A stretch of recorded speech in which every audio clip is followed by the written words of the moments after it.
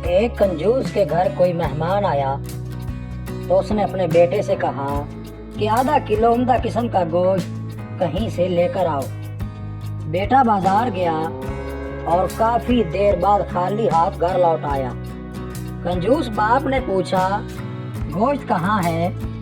बेटा बोला, अब्बा जान मैं कसाई के पास गया और उसे कहा कि जो सबसे उम्दा गोश्त तुम्हारे पास है वो आधा किलो दे दो। कसाई ने कहा, बेफिक्र रहो, मैं तुम्हें ऐसा गोश्त दूंगा कि गोया मक्खन हो।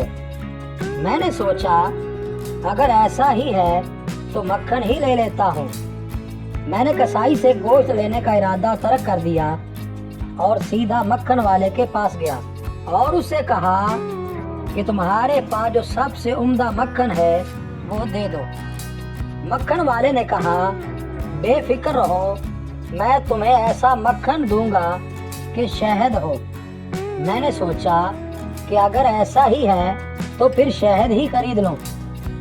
चुनांचे मैं शहद वाले के पास गया और उससे कहा कि तुम्हारे पास जो सबसे उम्दा शहद है वो मुझे दे दो। शहद वाले ने कहा, बेफिक्र रहो, मैं तुम्हें ऐसा शहद दूंगा गोया के बिल्कुल साफ शफाफ पानी हो। मैंने सोचा अगर यही किस्सा है तो पानी घर में ही मौजूद है, इसलिए मैं खाली हाथ वापस आ गया। कंजूस बाप कहने लगा, वाह बेटे, ये तो तुमने बहुत अक्लमंदी से काम लिया, मगर एक नुकसान फिर भी कर दिया है। वो ये कि एक दुकान से दूसरी दुकान जाने में तुम्हारी जूती घिस गई होगी।